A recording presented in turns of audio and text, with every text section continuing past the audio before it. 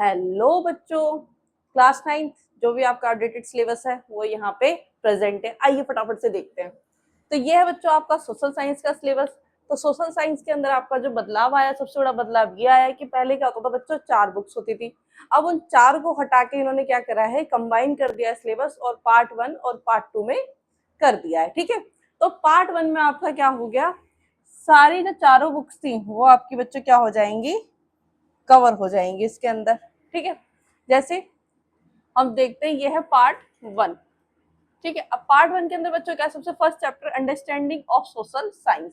तो यहाँ पे हम क्या समझेंगे, सोशल साइंस का हम इंट्रो समझेंगे और क्या समझेंगे भाई, होती क्या है रियलिटी में सोशल साइंस, हम पढ़ते क्यों है, इसका मतलब क्या है, अभी तक हम यही नहीं पता था हमें, है ना। तो सबसे पहले हम ये पढ़ने वाले हैं। नेक्स्ट है शेपिंग ऑफ अर्थ सरफेस, की जो अर्थ की सरफेस है वो कैसे सेफ होती है ना, शेप कैसे करते हैं उसको, तो अर्थ की सरफेस के बारे में पढ़ेंगे। ठीक है, जैसे हमें थोड़ी थोड़ी नॉलेज तो है कि भाई जैसे क्या होता है, अर्थ क्या होता है, एक लेयर के रूप में होती है ना, पहली क्लासेस में हम पढ़ चुके हैं। अब भूकंप आता है तो क्या होता है, जो प्लेयर होती है, प्लेटें होती है, वो खिसकती है तभी तो आता है। तो उन सब के बारे में डिटेल में हम इस चैप्टर में पढ़ेंगे। ठीक है बच्चों, नेक्स्ट है एटमोस्फेयर एंड क्लाइमेट, है ना। तो इसके अंदर क्या बताएगा कि भाई हमारे वातावरण के बारे में और क्लाइमेट कैसे चेंज होता है उसके बारे में। ठीक है, मौसम कैसे चेंज होता है ना, जैसे भी इस टाइम पे क्या है, अल नीनो बहुत तेज है, तो वो सब चीजें कैसे होती है डिटेल में हम उसके बारे में इसमें पढ़ेंगे। तो बच्चों 2 चैप्टर हमारे जियोग्राफी के हैं। ठीक है बच्चों, उसके बाद बच्चों है इसके अंदर chapter early humans and beginning of civilization. जैसे हम पहले पढ़ते थे बच्चों, पहले पढ़ते थे हम फ्रांसीसी क्रांति। अब उस फ्रांसीसी क्रांति को हटा के इन्होंने क्या कहा रहा है कि भाई अब वर्ल्ड हिस्ट्री छोड़ो, अब पहले अपने खुद की हिस्ट्री पढ़ो। तो अर्ली ह्यूमंस यानी जब जो ह्यूमंस थे, जो धरती पर आए थे शुरुआत में, उनके बारे में हम कहाँ पे पढ़ेंगे बच्चों, यहाँ पर पढ़ेंगे कि भाई उन्होंने अपना जीवन कैसे स्टार्ट किया। अच्छा, आग की खोज कहाँ पे हुई थी बच्चों, यहीं पर हुई थी, तो वो सब कैसे हुआ आग की खोज, हाँ कह सकते हैं हम आग की खोज। ठीक है, तो वो सब कैसे हुआ, यहीं पर हुआ। बिगिनिंग ऑफ सिविलाइजेशन, लोग तरीके से रहना कहाँ सीखे, यहीं पर सीखे, है ना। अब नेक्स्ट इसमें बच्चों स्टेट एंड सोसाइटी। इसके अंदर हम पढ़ेंगे जो पहले के टाइम पे राजा महाराजा होते थे, किंग्स के बारे में और उनके किंगडम के बारे में और सिविलाइजेशन के बारे में। तो वो बच्चों यहाँ पे आ गया। तो ये 2 पार्ट हो गए हमारे हिस्ट्री के, है ना। अब पहले क्या पढ़ते थे, फ्रेंच और यूरोप, वो इन्होंने हटा दिया, वो पार्ट डिलीट कर दिया यहाँ से। अब नेक्स्ट है बच्चों डेमोक्रेसी। डेमोक्रेसी मतलब क्या होता है, लोगों का शासन, लोकतंत्र, जहाँ पे लोग अपनी इच्छा से अपना नेता स्वयं चुनते हैं, तो वो क्या होता है, डेमोक्रेसी होता है। तो वो इन्होंने यहाँ पे चैप्टर डाल दिया। नेक्स्ट है इलेक्शन। अब जैसे बच्चों क्या कहते हैं कि भाई एक ही वोट से क्या ही हो जाएगा, तो एक ही वोट से हम पूरी सरकार बदलने की ताकत रखते हैं। तो उसी इलेक्शन के बारे में डिटेल में हम यहाँ पे पढ़ेंगे। तो ये हो हमारी पॉलिटी, ठीक है, या फिर सिविक्स। नेक्स्ट बच्चों ये पार्ट मुझे बहुत इंटरेस्टिंग लगा और ये पार्ट आना भी चाहिए था। ठीक है, जो अभी तक हम इकोनॉमिक्स पढ़ रहे थे क्लास 9 में, वो एक्चुअली अब जो रियल लाइफ में एप्लीकेबल होती ही नहीं है। ठीक है, तो अब जो रियल लाइफ में एप्लीकेबल होती है वो इन्होंने यहाँ पर लाके रख दी है भाई, उसको डिलीट कर दिया। जैसे हम पहले पढ़ते थे पालमपुर की कहानी, तो अब उसको हटा दिया गया। बार्टर सिस्टम वगैरह पढ़ते थे, बार्टर सिस्टम भी अब हटा दिया गया क्योंकि अब चलता ही नहीं है।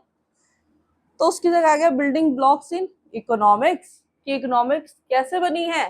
तो इकोनॉमिक्स का बेस हम सारा कहाँ पढ़ेंगे, यहाँ पढ़ेंगे बच्चों। नेक्स्ट है द प्राइस पजल, और ये बहुत इंटरेस्टिंग चैप्टर होने वाला। प्राइस पजल ये आपका बेस है। अगर आप 11th-12th में जाके आर्ट्स लेते हैं, इकोनॉमिक्स लेते हो, आर्ट्स या कॉमर्स लेते हैं, तो आपकी दोनों में ही इकोनॉमिक्स रहती है। ठीक है, तो उसका बेस आपका बहुत ही अच्छे से यहाँ पे रेडी हो जाएगा। और यही मुझे पार्ट चेंज बहुत अच्छा लगा जो गवर्नमेंट लेके आई है। अब द प्राइस पजल में क्या होता है बच्चों, जैसे मान लिया कि किसी चीज के अगर प्राइस बढ़ेंगे तो उसकी डिमांड क्या होती है, कम हो जाती है। जैसे कोई भी चीज है, सब्जी है, ठीक है, या कोई भी कपड़ा है समझ लो, अगर उसकी प्राइस बहुत ज्यादा बढ़ा देंगे तो लोग क्या कहेंगे, भाई अभी हमारी रेंज से बाहर हो गया, हम अभी नहीं ले सकते, बाद में लेंगे। तो सेम अगर प्राइस बढ़ेगा तो डिमांड क्या होगी, कम हो जाएगी। प्राइस घटेगा तो डिमांड क्या हो जाएगी, ज्यादा।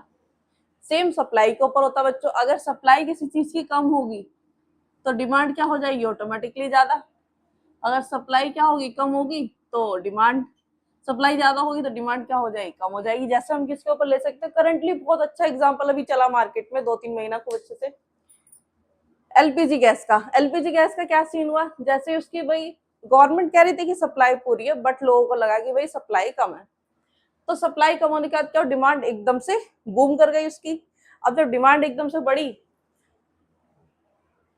तो उससे क्या हो बच्चों, मार्केट के अंदर अस्थिरता पैदा हो गई। उसी के बारे में इसके अंदर चैप्टर के अंदर पढ़ेंगे कि ये सब चीजें कैसे वर्क करती हैं और कहाँ पर ये रूल अप्लीकेबल होता है और कहाँ पर ये रूल अप्लीकेबल नहीं होता है। जैसे अगर सप्लाई बढ़ गई, जैसे सिलेंडर की सप्लाई नॉर्मल हो जाए तो डिमांड क्या होगी, डिमांड भी नॉर्मल हो जाएगी, हम कह देंगे पहले के मुकाबले कम हो जाएगी, है ना। देखो पहले ऐसा तो नहीं था कि लोग रोटी नहीं खा रहे थे, पहले भी खा रहे थे, सिलेंडर सभी लोग यूज कर रहे थे और सबको मिल भी रहे थे। तो एकदम से अचानक क्या हुआ, तो सिलेंडर की इतनी आपूर्ति हो गई तो क्या हुआ, सप्लाई थोड़ी सी कम होते डिमांड बूम कर गई एकदम से, है ना। तो वो हम इसके बारे में पढ़ेंगे। तो ये होगा बेटा इकोनॉमिक्स। तो यानी इसमें कह सकते हैं 2 ज्योग्राफी के चैप्टर हो गए, 2 हिस्ट्री के हो गए और 2 इकोनॉमिक्स के हो गए, 2 हमारे सिविक्स के हो गए। तो ये हमारा पार्ट 1 है जो हमें अब पढ़ना है। ठीक है, इसका पार्ट 2 भी है, उसकी मैं अलग से वीडियो बना दूंगी क्योंकि अभी के सिलेबस में वो इंक्लूड नहीं होता है। अब बेटा ये सिलेबस अभी दिया है बट अभी बुक रिलीज नहीं हुई है इनकी साइट पे, वो मैं रेगुलर चेक कर रही हूँ, जैसी अपडेट होगी वैसे मैं आपको उसका सिलेबस भी दिखाऊंगी प्रॉपरली। अब बात करते हैं बच्चा मैथ्स की। मैथ्स की बुक आ चुकी है साइट पे, ठीक है, और वो मैंने देख लिया, उसके अंदर हमारे इस तरह से सीक्वेंस दिए हुए हैं चैप्टर के। ठीक है, तो इस तरह से सीक्वेंस दिए हुए हैं। फर्स्ट है हमारा यूज ऑफ कोऑर्डिनेट्स। कोऑर्डिनेट्स को हम कैसे यूज करते हैं बच्चा, थोड़ी बहुत नॉलेज आपको होगी कोऑर्डिनेट्स की लास्ट क्लासेस में, कि जैसे ऐसे करके एक ग्राफ बनता था और 0 0 करके उसके कोऑर्डिनेट्स होते थे, है ना। फिर हम उसके ऊपर ग्राफ कवर बनाते थे 1 2 3 4 5 6, है ना। तो उन्हीं कोऑर्डिनेट्स को हम और अच्छे से पढ़ेंगे किसके अंदर, इस चैप्टर के अंदर। सेकंड है बच्चों पॉलिनोमिनल्स। पॉलिनोमिनल्स के अंदर आपके एबीसीडी भी आ जाएंगे और 1 2 3 भी आ जाएंगे। अब इनके साथ कैसे खेलते हैं ये हम बच्चे खेलेंगे यहाँ पे पॉलिनोमिनल में। ठीक है, नेक्स्ट है बच्चों द वर्ल्ड ऑफ नंबर्स। यहाँ पे नंबर्स का गेम सीखेंगे। बोर्ड मास का रूल अगर आपने सुना हो उसके बारे में तो वो मैं आपको यहाँ पे डिटेल में इसमें पढ़ेंगे हम लोग। नेक्स्ट है बच्चों एल्जेब्रा। जैसे नाम से ही क्लियर है, एल्जेब्रा मतलब क्या होता है, हमेशा एक्स वाई जेड। तो जब find the value of X, find the value of Y, find the value of Z, ये सब हमारे किस में आ गए बच्चों, इसके अंदर आ गए, है ना। अब बच्चों नेक्स्ट क्या हो गया हमारा, round and round. Round and round का मतलब क्या है कि यहाँ पे एक सर्कल होगा और उस सर्कल के अंदर हम क्या सीखेंगे कि भाई प्रकार से एंगल कैसे बनाते हैं। ये 90 का बन गया, 60 का बन गया, 30 का बन गया, ये हम किससे सीखेंगे, प्रकार से बच्चा।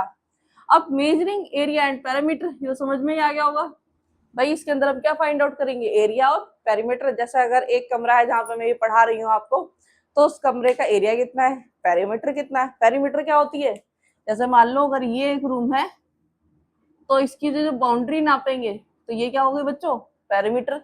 बट अब हम इसके अंदर, इस रूम के अंदर अगर कभी सामान रखने लगे तो कितना रख सकते हैं, तो वो हो गया एरिया हो गया बच्चों। तो ये सब डिटेल में हम पढ़ने वाले 6 चैप्टर के अंदर। नेक्स्ट है बच्चों प्रोबेबिलिटी। प्रोबेबिलिटी का मतलब क्या होता है कि अगर मैंने एक सिक्का उछाला तो उसके 50% चांस है कि वो हेड आए और 50% चांस है कि वो टेल आए। ठीक है, तो इसी चांसेस को हम क्या बोलते हैं, प्रोबेबिलिटी। ओके, तो ये हम पढ़ेंगे इसके अंदर कि हर तरीके से प्रोबेबिलिटी कितने तरीके की हो सकती है। नेक्स्ट है बच्चों सीक्वेंस एंड प्रोग्रेशन, और ये बहुत इंटरेस्टिंग चैप्टर यहाँ पे न्यू ऐड हुआ है क्योंकि ये पहले क्लास 11th में होता था। अब आप इसका इंट्रो आपको यहीं पर मिल जाएगा। ठीक है, तो इसका मतलब क्या, सीक्वेंस और प्रोग्रेशन का पढ़ने का मतलब है एक सीक्वेंस ऐसा होता है बच्चों 2 4 6 8 10 ऐसे चलता जाएगा।